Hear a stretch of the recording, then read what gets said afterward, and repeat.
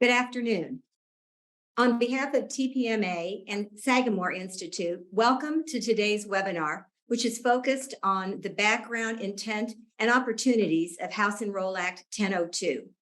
Sagamore is pleased to be partnering with TPMA, formerly known as Thomas P. Miller and Associates, to host this webinar and to share additional information about major transformative legislation that passed earlier this year in the General Assembly. I know many of you who are joining us today, but a brief introduction will explain why today's topic is personally and professionally important to me. My name is Teresa Lubbers, and I currently serve as president of Sagamore Institute. Sagamore Institute, which celebrates our 20th anniversary next year, is an action-based think tank which is focused on ideas, innovations, and investments, which are really about focused on tackling America's biggest challenges. At our Center for Talent and Opportunity, which is one of our 3 centers here at Sagamore, we advocate for upward mobility and personal well-being. And promoting educational and economic opportunity is certainly central to our work. Prior to joining Sagamore about a year ago, I had the privilege to serve as Indiana's Commissioner for Higher Education for 13 years. And before I came to the commission, I served in the Indiana State Senate for 17 years, during which time I served as the chair of the Senate Education and Career Development Committee for many years. But whether as a high school English teacher or currently at my role at Sagamore, I've always been interested in the issues that we're going to talk about today. And the common theme that has really been about bridging the relationship between educational and career opportunities. And that's what we're here to discuss today. How do we ensure that the education and training that students receive will provide a pathway to personal well-being and also meet the needs of employers and the needs of a changing economy? House Enroll Act 1002 creates new structures and programs for work-based learning that will begin to roll out this fall. Our discussion today will provide insights on the goals of this legislation, along with updates about the implementation. But to get us started and to provide an overview of the various components in this new law, I'm pleased to introduce a former colleague, Josh Garrison, who is the Senior Associate Commissioner and Chief of Staff of the Indiana Commission for Higher Education. Josh, I turn the program over to you.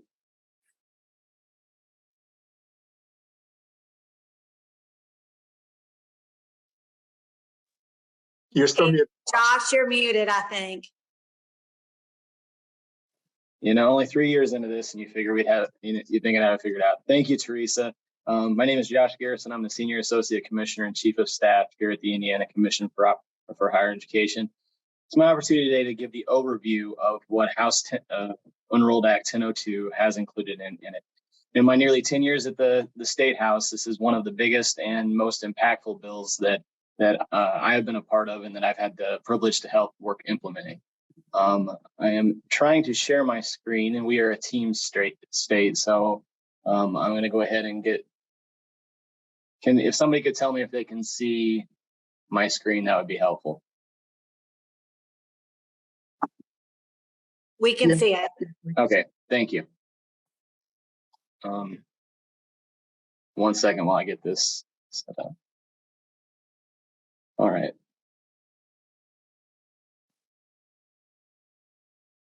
All right, House Enrolled Act 1002 includes numerous new provisions for the state of Indiana.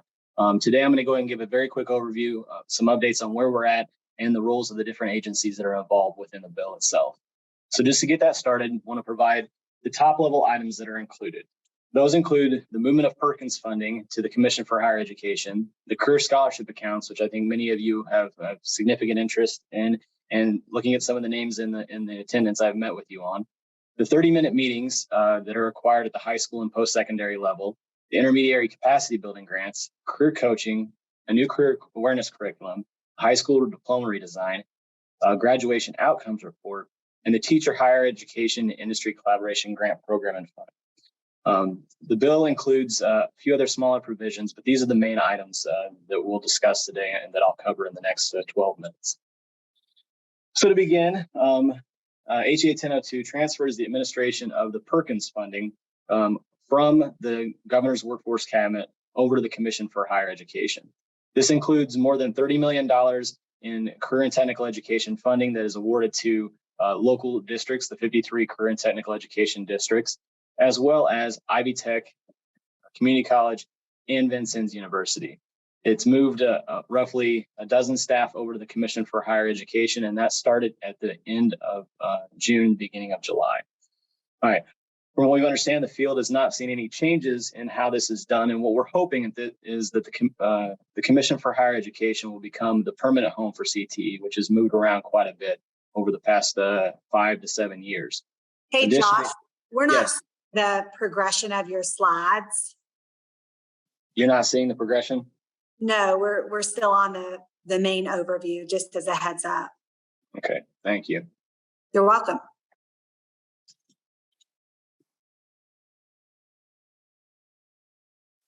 My apologies. Let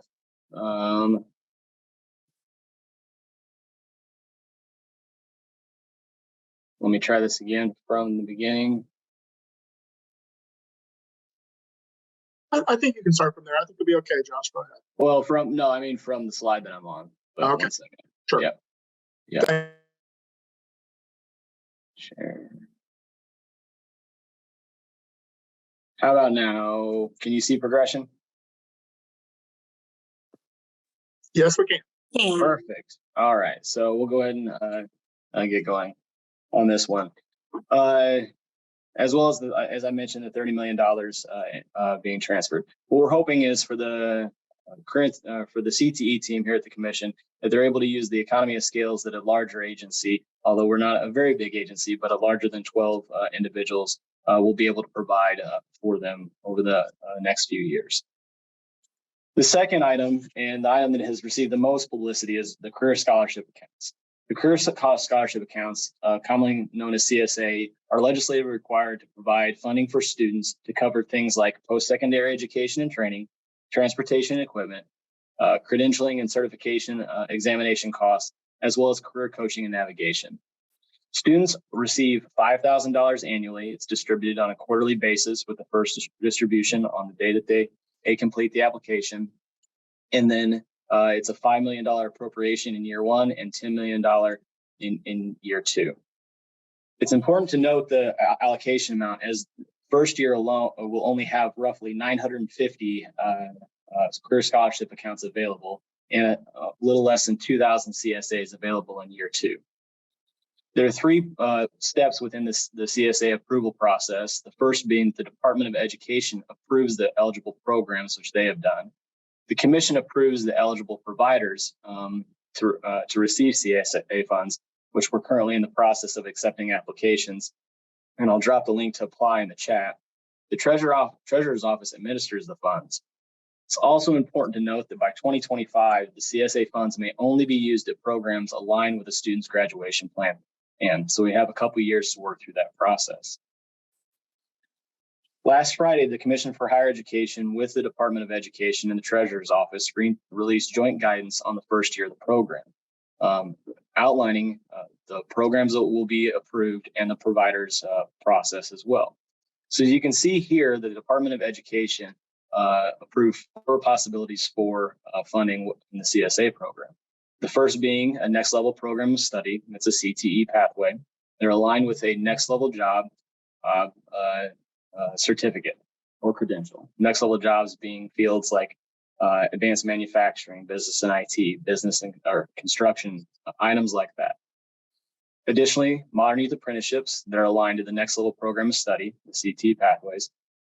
The U.S. Department of Labor recognized apprenticeship programs.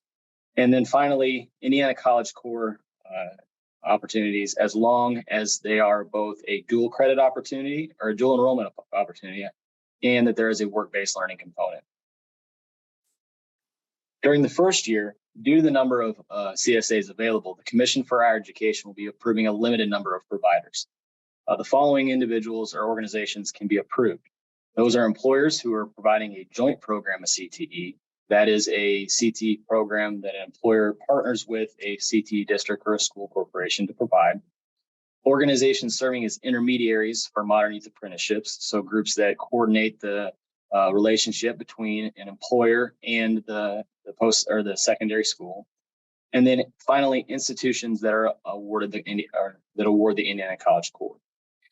It's important to note that the first two opportunities, or the first two groups, the employers and the organizations will be offering Modern Youth Apprenticeships, will be the priority for these accounts, and that only students will only be awarded funding for the Indiana College Corps if we do not receive enough applications in the first 2-3 groups. To participate during year one, school corporations, CT centers, and individual schools may partner with one of the approved providers. It's also the Commission for Higher Education's intention to expand the providers for the 24-25 school year. Moving on to the next component, it's the 30-minute meetings. This requires the Commission for Higher Education to create a list of approved colleges, universities, intermediaries, employers, and labor organizations to conduct sessions with high school juniors and seniors and 21st Century Scholarship and Franco-Bannon recipients and offenders exiting the Department of Corrections on future career opportunities and the education level needed for those. The guidance for that will roll out later this fall with the ability for those items to be logged and tracked within the Commission's Scholar Track system. This will also rely on traditional approvals from schools on who can and cannot enter their schools. Releasing early next month, the intermediary capacity building grants requires the Commission to provide 20 intermediaries a one-time award of up to $250,000. There's $5 million in the fund. These funds are to assist intermediaries, with intermediaries being defined as an organization that connects individuals with companies looking for new workers, with funds to conduct the 30-minute meetings I just previously mentioned, the expand CSA opportunities, and provide career coaching and navigation. This grant will be, as I mentioned, available in early September, as well as it will be a regional focus. Not all awards will be going to Central Indiana. We will make sure that this has a statewide impact with the goal of increasing these opportunities for all students. Next, the Commission is required to create a comprehensive career coaching and navigation plan. The plan was previously at the Governor's Workforce Cabinet, and one was released about 5 years ago that was put on hold due to the pandemic. This plan will be re-released or updated by the end of the fall semester. And in partnership with the Department of Education, the Commission will award career coaching grants to make sure that we're implementing the plan with fidelity. There are $10 million the first year of the program and $15 million the second year of the program for the career coaching grants.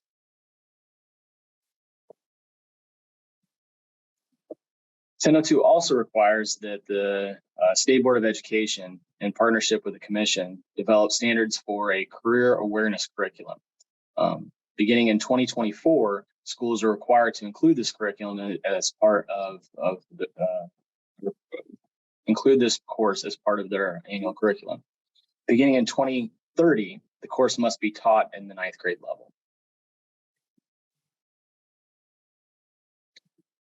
SEN-02 also requires the State Board of Education, in consultation with the Department of Education, to establish a new high school diploma requirements. I know that the Department of Education is already well on their way working on this one, and I know that Dr. General will probably comment on it later, but the work must be done by December 31st, 2024. SEN-02 also requires the Department of Education to work with the Management Performance Hub and the Commission to create a new report, starting with the 2023 cohort, including certain data points so we can report out on those. These data points include median income after graduation, participation in early college credit opportunities, post-secondary enrollment, and then employment by different sectors. And then finally, SEN-02 includes one last grant called the Teacher Industry Collaboration Grant. This is run by the department in partnership with the Commission, and it requires the department to award funding to assist teachers in engaging with post-secondary education institutions and employers and other providers to learn about what's going on in content areas. So, for example, if a teacher in the summer wanted to do professional development in Lilly because they work in chemistry, it's an opportunity that it could be expanded upon with the budget. More information about this program also will be releasing later this fall. And with that, I will go ahead and hand it back over to Teresa, or to Derek and Teresa. And I apologize for some of the difficulties in sharing, as we, as I mentioned, are a teens state. So No. Thank you, Josh. When you have a chance and stop sharing, that'd be great. I'm going to ask, I've got two more guests joining. I'm Derek Redelman. I serve as Senior Director for Education and Workforce Strategy for TPMA. We're proud to be working with Sagamore to bring you today's webinar. We're going to have two sessions now. First session with some folks who have a view of the bigger picture of the bill and the issues around the bill. And then we will have Josh back along with Department of Education to talk about what's happening on implementation. You can ask questions in the Q&A section, and we'll pull those up as we're getting into some of the implementation questions. I already see one coming in. We'll hold that for the next session. But I first want to start by introducing our next two guests. Dr. Carol D'Amico is a former Assistant Secretary of Adult and Vocational Education, also former Chancellor of Ivy Tech at Indianapolis, and former Executive Vice President of Strata Education Network, among other roles. And State Representative Bob Bainey, who represents the southwest part of Indianapolis and some of the surrounding counties, and has for a very long time served as the chairman of the House Education Committee, joining us now to talk about the background of this bill. Chairman Banning, I'd like to start with you, and both of you are on mute just so you are aware. This was a very high priority bill. I just want to note for those who don't necessarily follow legislation all the time, it was House Bill 1002, which is important in itself. The lower number bills always mean a lot more. 1001 is always the budget, and so 1002 tends to be the highest priority bill for the majority caucus. And the other thing to note is it's very unusual for the Speaker of the House to put his or her name on a bill, and yet Speaker Todd Houston, was the lead author on this bill, which also implies its importance. I'd like to start with you and just ask, what made this such an important issue for you and your caucus and Speaker Houston? Thanks, Derek. Thanks for the opportunity to present. Really what's come to light over the last several years, I've been engaged in discussions of how do we reinvent or rethink high school for a number of years. I have had an opportunity to see the Swiss system, to engage in that. There are a number of us that have, Katie included, Secretary Jenner actually visited Switzerland just a couple of months ago in June. We're going back in September. So it was really a priority of the House to try to figure out how we can make high school more relevant. And Speaker Houston will frequently say that he has had a number of parents ask, why? And in fact, to that point, he was presenting just yesterday at National Conference of State Legislatures, and he was talking about school choice. And he was talking about how often, we require Algebra 2 and trigonometry, but how seldom that we actually use those kind of skills in work day-to-day life. And so the question, unless you're going into a field like engineering or so much more, that has higher level requirement for higher level math skills. So the issue was really, how do we create a model or start a model that starts to reinvent high school and really make learning more relevant to students? We've actually tried to push our K-12 system and post-secondary to come together and look for options like making an applied Algebra 1 course and things like that. But this is really the step I think we really wanted to get in and really make a significant push to really push our K-12 systems to start looking at high school a little bit differently. Of course, a lot of the issues in this bill have typically resided in CTE, career technical education. How did did you and your colleagues view this bill interacting with CTE or influencing the future of CTE in Indiana? Well, I think you gotta look at career tech ed, and frankly, if you look at the way it's done in other countries, in our country, many times our education leaders look at CTE as where they go to put kids who can't make it academically. I think that really we need to make it something that's more robust that every kid has an opportunity to participate in. And in terms of working with CTE centers, we had collaboration with CTE centers. And I think there's a legitimate place in this bill and in the future for CTE centers. But really the emphasis is, and this is kind of started by grad pathways, which 23 was the first cohort that graduated in grad pathways. There's a work-based learning or some sort of experiential learning requirement as for our graduates. And this is really that opportunity, I think many of us think, to do things like an apprenticeship, like an internship, working inside of a business as opposed to going to a CTE center. CTE centers will have value, and there could be times where that's appropriate. But at the same time, really, we want the student to have the opportunity to work in a workplace environment, to really develop those collaboration skills, soft skills, whatever you want to call the skills, plus make learning more relevant. The Swiss model, they'll suggest that the only thing that needs to be taught theoretically would be higher level math skills and some collaboration skills. So everything else could be done in a work-based environment. One more question that I want to bring Dr. Miko into this. There were a lot of other provisions in the bill in addition to the CSAs. There were provisions to help teachers and students become more aware of job opportunities. There are requirements for data about jobs. I know that's been an issue for you for several years. Do you want to talk about some of those other provisions that are in the bill and your thoughts behind those? Yeah, one of them, I mean, clearly, and I think you are probably alluding to, is some of the career exploration opportunities for employers to really engage students. I was just talking to a colleague. I work as assistant vice president and director for Center for Vibrant Schools at Marian University, and I have a new staffer, and I was talking to him about some innovation in K-12. And one of the things I mentioned to him is I have volunteered several times at KIPP, and they do mock interviews for seventh graders. And every one of the last 8 that I did, every one of them but one wanted either to go into be a professional athlete or go into be a celebrity of some sort. And I'm like, when I have this 4-foot kid who says he wants to be an NBA player, I'm like, I think I have a fallback plan because I'm not sure that's going to happen.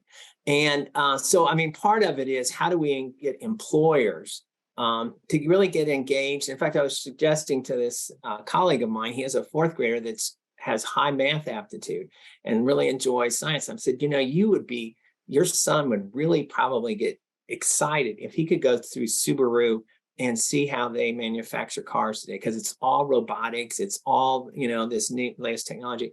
And so our goal in with some of the career exploration is to really get kids exposed, kids and collegiate in the college level, more exposed to what the world of work actually is and all of the opportunities out there, as opposed to just narrowly what they know, mom, dad, and TV. So really that's, and I think the other thing is, I think integral in the bill that doesn't get much highlight is the intermediaries and this funding of those, because if we don't have intermediaries, are like the glue that holds all of this together. And if we don't have an intermediary in the middle that, we now have 11 school districts. We have 11 school districts in Marion County. If every one of them is knocking on an employer's door, employers are going to say, stop. But we have one employer, one intermediary that's talking to an employer, and then they are kind of the conduit of facilitator to get this person involved in a particular business. It's going to be much easier to facilitate that. I know there's going to be a lot of questions around that intermediary role. We might come back to that. I do want to bring Dr. Miko into this as well, though. Carol Miko, as I said in your introduction, you've seen this from a national level as an assistant secretary of education and also in some other research roles and others. Do you think this kind of legislation is needed? What are you seeing in the world of CTE and other kinds of workforce preparation? Do you think this bill might be helping to address? Well, first of all, thank you, TPMA and Sagamore, for including me. I suppose if you ask Teresa and Derek, they say they didn't feel like they had much choice, because I'm so excited about this new policy tool that Indiana has. You know, just to put it in context, I think leaders like, you know, Representative Baining and Secretary and former Commissioner Lubbers, we forget the rich policy environment that Indiana has in education.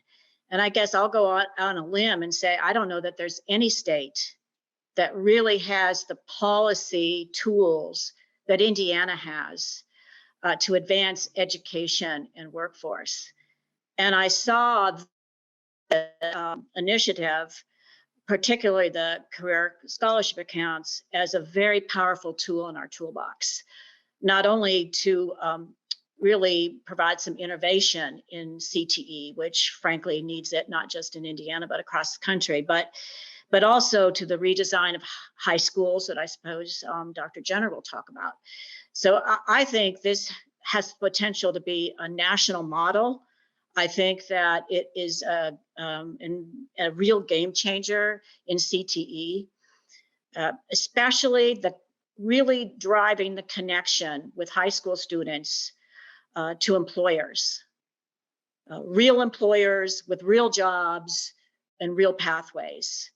And I think it's quite exciting and a good tool to have in our policy toolbox that really no other state has. You have done a lot of work on relevance. Wondering if you might be able to talk about that for a couple of minutes, as it sounds like that's where you're leading some of your comments about what you like in this bill. Yeah, a few years ago in my previous role, I did a lot of work with the Gallup organization. And we initiated several surveys talking to current college students, high school students, and graduates of college, and asked them what the number one contributor was to their successful experience in college. And the answer was, the overall answer was relevance. And I see relevance to a real career path that exists with a real employer that they can identify in their community, that kind of real relevance. And I see that with CSAs. When I was in my previous role, I got to know a program that I liked very much, and it was called Go Pro Early. And what it did was it allowed high school seniors to sign up with an employer in their senior year, and they would sign with that employer, just like maybe they would a professional sports team, but they would sign up with that employer, and that employer would hire that person and create that career path for that person, provide the education, provide support for post-secondary education, and shepherd that person through a career path. And I see the same opportunity that we have with these CSAs is to really get young people jump-started on a path, a real career path with a real employer, with a real job in their community. And it's a way to keep Hoosier students in the state of Indiana, not just for their higher education, but post that as well.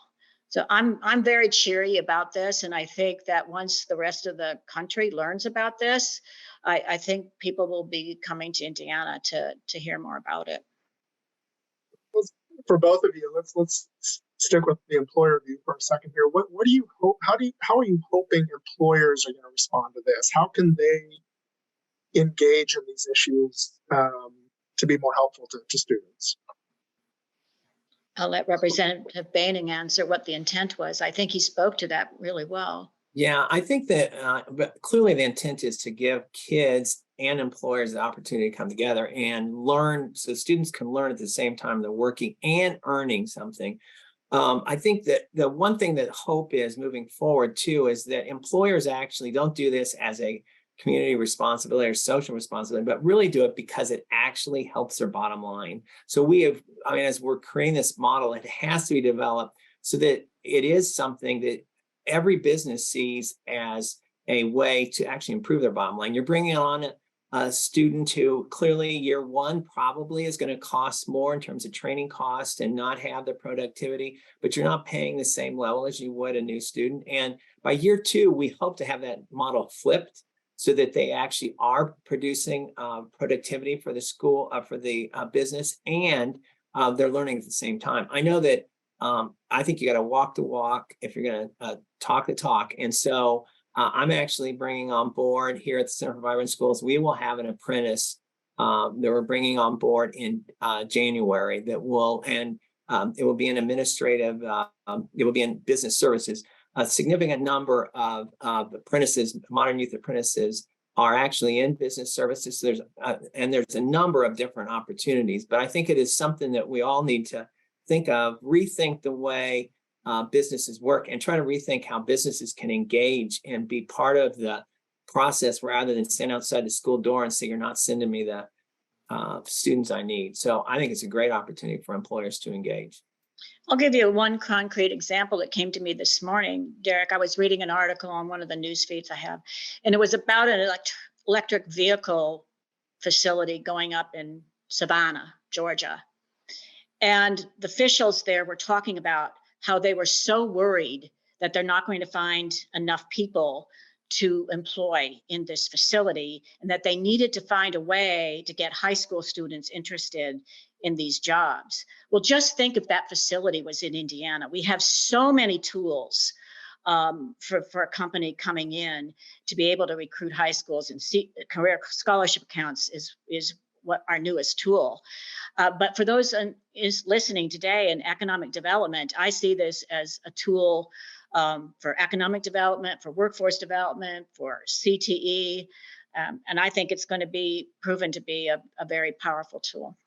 And Derek, if I can chime in just a little bit on that as well. One of the things we also are very particular about in CSAs is looking at trying to provide parity for low-income communities as well as those in more affluent. So that CSA can be used for transportation, because we believe that's one of the biggest barriers that an urban or a kid of poverty may have to get to the employer to be able to have that experience. So the CSA will be eligible to be used for things like that, buying tools, et cetera. So we're trying to make sure that this fits all across the board, all kids, so they have this opportunity.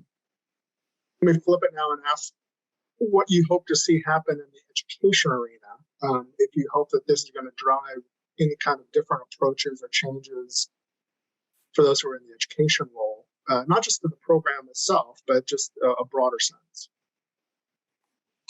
I clearly think that, our hope is student focused, but we realize, I think, and I know Secretary Jenner is going to probably spend a little bit of time talking about this, because she and I are driving on this a lot, that the system change is going to be much more difficult, I believe, than the getting students. I think students are, we know Employ Indy is kind of implemented like Modern Youth Apprenticeship. They have, I think, 400 apprentices right now, and they have more students than they do placements right now. So we've really got to get businesses turned on a little bit more to get them up to speed.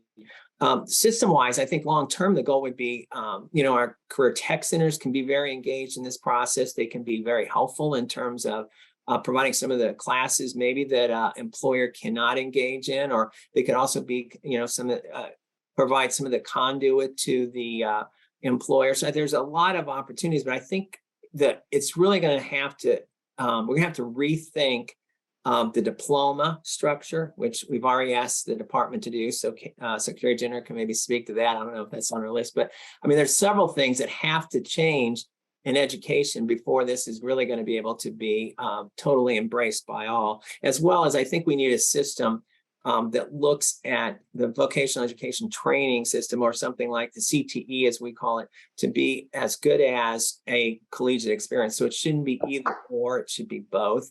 And how do we establish a system that recognizes the quality on both sides and make sure that both have high quality? I was recently at a conference on AI and in education, and the studies are showing the most likely group to be displaced as AI proliferates are middle-level managers that have bachelor's degrees, something that really has not happened in history. The one of the groups that will be displaced least are those that have credential certification because of the hands-on experience they have. So they actually are strong. A lot, Microsoft and Google and Conmingo are all very strong advocates of how do we use apprenticeship to kind of bridge this gap that's going to be created when AI starts to be implemented more in employers across the country. Carol, any thoughts on how you see this potentially changing education, the delivery of education? Well, especially in the high schools, and again, I know the department's involved in redesigning high school, which I think is also quite encouraging. These are 16-year-olds in Indiana can decide whether or not to go to school.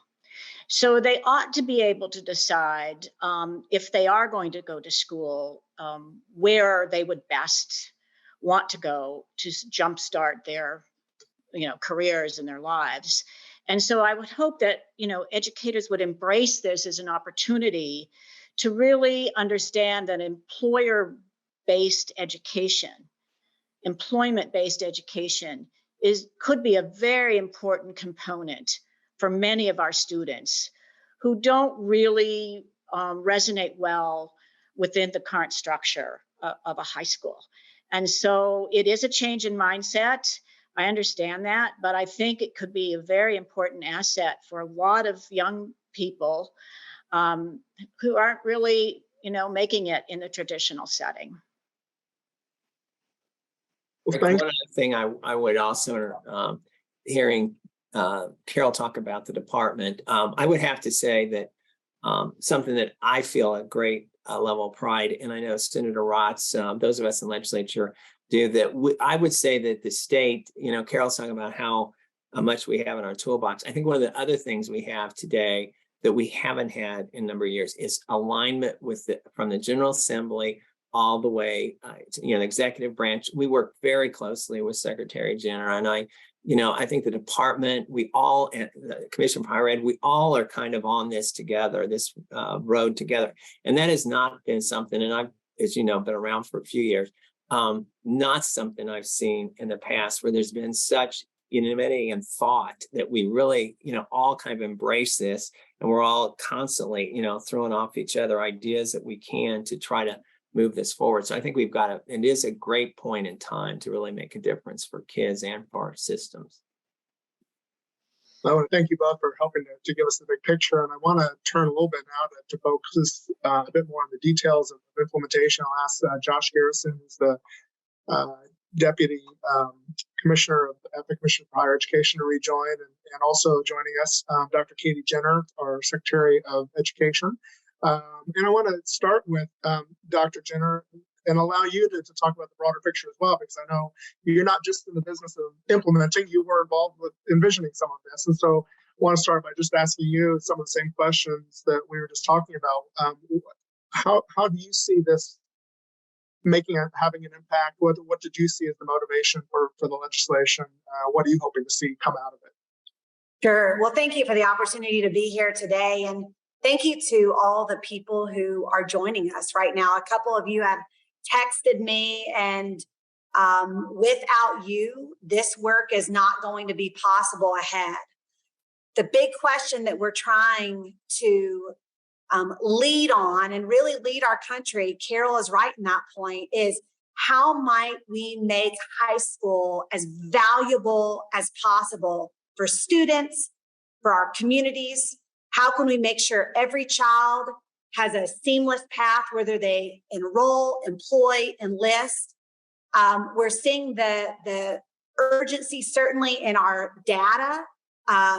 You may know on the call that for every child in Indiana who graduates, we collect, what's your next plan? What's your plan ahead?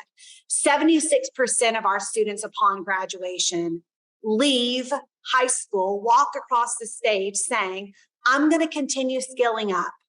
I'm going to continue going to a 2-year, a 4-year. I'm going to continue learning. And what happens, as we know, is about 53% actually make it. You look at that gap, that's about 16,000 children who have a dream and don't exactly make it, or don't make it on their intended path. So how might we rethink 11th and 12th grade to do everything that we can to make sure all children have access to quality work-based learning, allowing them to maximize their career exploration and experiences, and also have access to credentials of value, market-driven credentials. And again, going back to that data point of how many have the dream and how many actually make it. As many of you know, Indiana, one of our data points, we rank 42nd, 43rd in educational attainment, depending on the economist you talk to. And what an opportunity to lean into 11th and 12th grade to transform that time. I see the names on this call. We have seeds of opportunity planted throughout our state where they are moving the needle. They are, and they're seeking to drive change. A couple of our CTE directors are driving it. A friend down in Madison, they are rethinking what they're doing. Multiple of you have seeds, but I can tell you, because now working at the state level and traveling around, the vast majority of our children do not have access to the things that some of our communities are providing. CTE keeps coming up. CTE is career and technical education. Regardless of enrollment, employment, enlistment, everyone results in a career. Everyone ends with a career, we hope. And so again, we have to have that preparation there. I want to hit on a couple of points. Carol said in her role as U.S. Assistant Secretary that Indiana has one of the greatest landscapes and policy tools to advance education and workforce. And I could not agree more. So I want to quickly highlight, Josh got into the weeds of some of this 1002 policy, but I want to quickly highlight for you the high level of the policy work that is happening, some of which was in 1002, some is in other areas. So number one, define it. All children having access to quality work-based learning, quality credential of value. Number two, measure it. We, for the first time, and we were required by the General Assembly to do this, we used the moment and built out Indiana GPS, Indiana Graduates Prepared to Succeed, to measure it all in one continuum. It measures early learning, K through 12, everything from reading to other scores, but also other indicators that matter. And then it gets into longitudinal outcomes. What's the median wage, the sustainable employment, the year after high school graduation and employment and enrollment for every high school in the state, regardless of school type. Indiana, we have that. IndianaGPS.com, you should check it out. We'll continue to improve that. The third thing that we have is the beginnings of a financial model. And those beginnings, for the first time ever in the history of the state of Indiana, we have, in addition to the money that flows within the CTE space, also in our tuition support formula, we have work-based learning incentivized. We have credentials of value incentivized within that K-12 funding formula. The fourth thing, we have the General Assembly has charged the Department of Education to build out recommendations for a new accountability model. Yes, there's value to test scores. We just released reading scores. In addition to redefining high school, reading keeps me up at night. But the accountability model recommendations will be due to the General Assembly December 1st of 2024. How might we include quality work-based learning and credentials and some of this within that high school space? The next area that has been mentioned multiple times today is we're being charged to redesign the diploma structure. Do you know we did a landscape analysis? I was on a panel earlier this week at the National Legislative Conference. We did a landscape analysis of the rest of the nation. As a country, we have just nibbled around the edges with what we're doing with diplomas. So, You can take computer science in lieu of this math course. But we've never really broken free and allowed for 11th and 12th grade to really be used for this other type of learning. Certainly our CTE, our Career Center structure with that half-day model has been an opportunity for kids over the years. And when you think about it, we have 160,000 juniors and seniors. We need a lot more options for kids in addition to what we have today.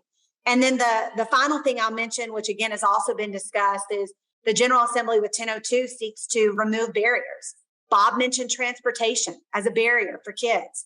The other massive barrier we hear about from schools and parents every day is the cost of dual enrollment courses. If a student is within 2 classes of completing a credential, but their school doesn't offer it, how might they complete those dual enrollment courses to complete that credential while in high school? So those are just a couple of barriers that can be removed with CSAs. So you've just finished a lot, and now you've just laid out a whole lot more to come, it sounds like. Wondering if you can each talk a little bit about what has happened thus far and where people might go to get more information. I know, for example, you released guidance, I think, from both of your agencies and the Treasurer's Office this past Friday. I got it off of Dr. Jenner's weekly email. And maybe you guys can just point to where other folks might be able to find that. And then Josh, I wonder if you can also talk about, you've taken on a whole new team of people with CTE moving to your office and what that might mean.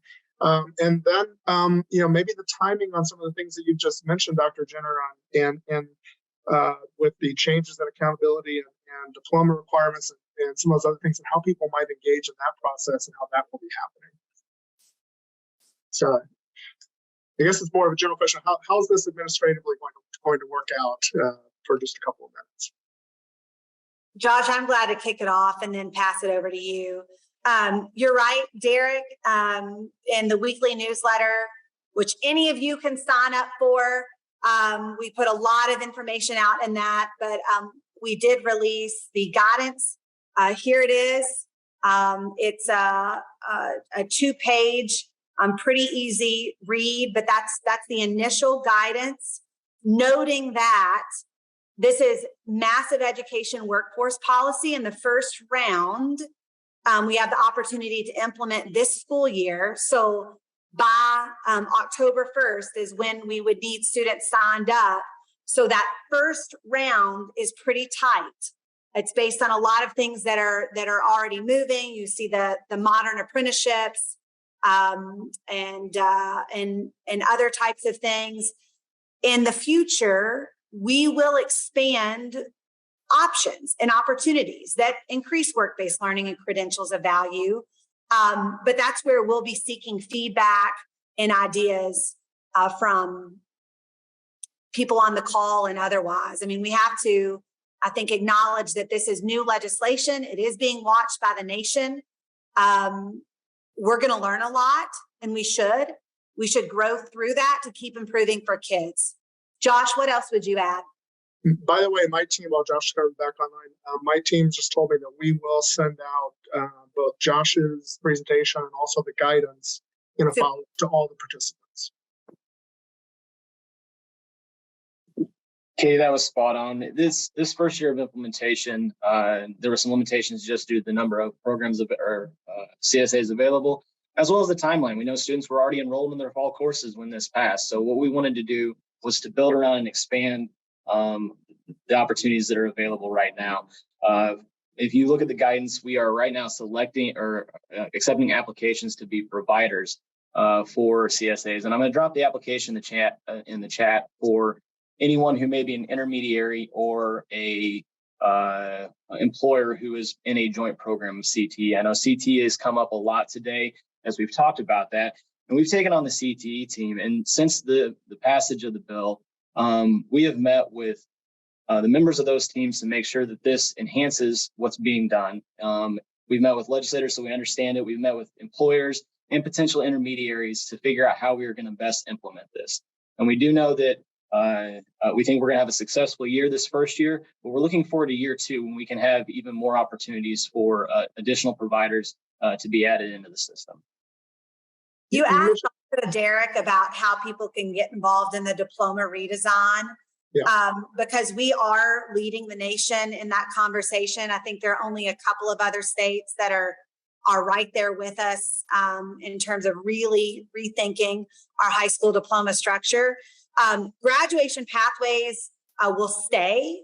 When we think about diploma structure, and I don't want to get too in the weeds, but friends, in Indiana, we have a lot of diplomas. We have the general diploma, we have the 440, we have the academic honors, we have the technical honors, we have the alternate diploma, we have, right? And it's been a long build over time. And again, when you look across all the states, everybody's just nibbling around the edges. So in Indiana, we will be pushing boldly on this so that we can remove barriers for schools and make sure they have access to these opportunities. Our timeline, just so you're aware, we have to, in front of this coming legislative session, which is not a budget session, that starts in January, we have to have our redesigned diploma recommendations ready. Because you may or may not know, within statute today in Indiana, we have over 100 provisions that touch diplomas. And they've been added in different years and different times. So we're going to go through all of our K-12 code. We're also going to work with higher ed workforce to think through what needs to be stripped out, what needs to be modified in order to set us up for the best possible space for a future diploma. And then what the State Board of Ed will be prepared to do, because statute directs some diploma pieces, but State Board of Ed sets that rule. So State Board of Ed, following sine die in March, will be set in either April or May to approve the new rules for diplomas, to which schools, don't freak out schools may opt in, that's in statute, in the 24-25 school year. They may opt in. They may not opt in, but without any hesitation, I tell you, I already have some superintendents to say, when are we doing this? We need to go. So I know we will have some early flyers opting in. It's a very fast, aggressive timeline, but you can get involved.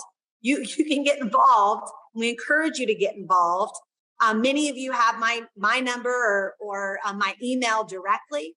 We have a lot of feedback and focus groups that are happening monthly. If you'd like to be on those, we have State Board of Ed meetings every single month. We have a work session in September on redesigning high school. So just keep me posted what you're interested in being a part of. And Dr. Jen, correct me if I'm wrong, or clarify if I'm just off a little bit. My understanding of the diploma redesign is really intended to give additional flexibility, particularly for some of these work-based learning opportunities. Am I understanding that correctly, or is there some other directions? Yeah, that's right. It's additional flexibility to do some of these work-based learning and credential of value completion opportunities. But I would tell you, I think it would be a real shame as a state if we add one more diploma and just let the others exist, right? Let's just have all the diplomas. Like, we really need to be clear-eyed as a state directionally what our students need and deserve in that high school education space, in that K-12 education space, and what is the true currency that will connect them to the best possible path ahead. This includes those of you on with higher education and my good friend Commissioner Lovers, taking a look at our transcript. Our transcript as a nation is good for one group, and that's to hand it to higher ed. But we're hearing from business and industry, what sort of currency? Could it be skills mastery? Could it be micro credentials? Could it be certifications that students complete? Could that also be on a transcript so that it's beneficial for us to see? So a lot of opportunity in this space. And I think this conversation, this is only the beginning. I've got 2 or 3 specifics in the law I want to talk about. First one being, we hear a lot about this term intermediary. I wonder if you can talk briefly about what is that role and who qualifies to do that, or who might you consider allowing to qualify later? Can you just talk about that for a second? Yeah, that'll be over here at the commission because we'll be the ones approving the intermediaries. There are 3 roles for intermediaries in the bill itself. One is to be part of the CSA providers, so they can be a CSA provider. The second role is for the meetings that we had discussed, the 30-minute meetings, to talk about career options post high school and after college. And then finally, with our career coaching and navigation system, intermediaries will play a role there. As I shared earlier in the definition, it's a pretty broad definition. It's a group that connects individuals with employment opportunities. So it could be a number of groups. We'll have a greater definition or a greater list of who will apply or who will qualify when we release the intermediary capacity building grants here in a few weeks. The ones that will have the best chance at that grant and the best chance to be approved are those who have proven results already and those that are working in the field to connect with students with employment opportunities. So we would encourage anyone who thinks they're not an intermediary to reach out to us to learn how to do that. And want to say that I tried to drop in the chat earlier the link to become a provider in the CSA, and I know we have a lot of CTE individuals, so I do want to put call to action to our CTE friends in this, is that any employer that you're working with right now in a joint program of CTE, I would encourage you to have them apply to be an intermediary. We want those to be a CSA provider. And when you get the guidance sent out to you later, make sure that they're filling that out, and that is the best way to participate in the CSA portion. So one prime example of an intermediary, about 3 hours ago, I was with Ascension Health, the Indianapolis International Airport, and One America. And those companies were all talking about the 11th and 12th grade apprentices that are working at their business right now, earning credits and working towards credentials, as well as getting paid and serving that work-based learning need. They talked about the intermediary for them is Employee Indy and Ascend, works to connect the school to the business and industry and kind of the go-between. There are several other examples throughout our state who might do the same, but that's just one prime example that I heard about just a few hours ago. We do have one specific question on this front. Can a career center apply to be an intermediary? Not during the first year. So for the first year, a employer or a non-career center at intermediary could apply at that point in time. Now, a career center could receive funding through a joint program of CTE where an employer they work with is approved and can receive funding through that. If there are any questions about that they can email us at csa@che.in.gov. Happy to talk with any of the career centers about those options. Your guidance will send out also lists off the initial set of providers that have been approved, but you've noted that you will be looking to expand that list. Can you talk about what you're looking for to put in that expanded list? So for the first year, we have outlined who can be a provider, the parameters around that, meaning the employer who's offering a joint program of CTE, the intermediaries who are coordinating Modern Youth Apprenticeships, those groups. So we still need to get the specific groups to apply to become an intermediary. So Katie mentioned a potential one or a potential CSA provider earlier. For year one, what we wanted to do was to build off what is going on and expand on that because we know students were already enrolled. Year two, we were really looking to see who we missed this first year, how we expanded that as funding expands in year two, and we can have more options for students. Great, thank you. We've also heard questions about transportation costs. And I'm wondering if you have, I didn't see specifics in that in the guidance, but I may have missed it. Are there specific things on the transportation front that can be funded? For example, one organization we know has asked if driver's ed could actually be part of those costs, or what you have in mind on that front. So that is actually, I'm looking at my general counsel here, Chad Ranney. There he is. Let's have him answer a question. Go ahead, Chad. Well, thank you. Hey, Derek. Thank you for that question. That's one of the things. So one of the things in the legislation is that there are a number of enumerated costs that can be funded out of a CSA account, and there are other costs approved by the Treasurer of State's office. Josh and I are currently in the process of working with the Treasurer of State's office to figure out exactly how we're going to address the transportation option. There's some, a close parallel would be the ESA accounts, the education scholarship accounts that allow for funding of transportation opportunities.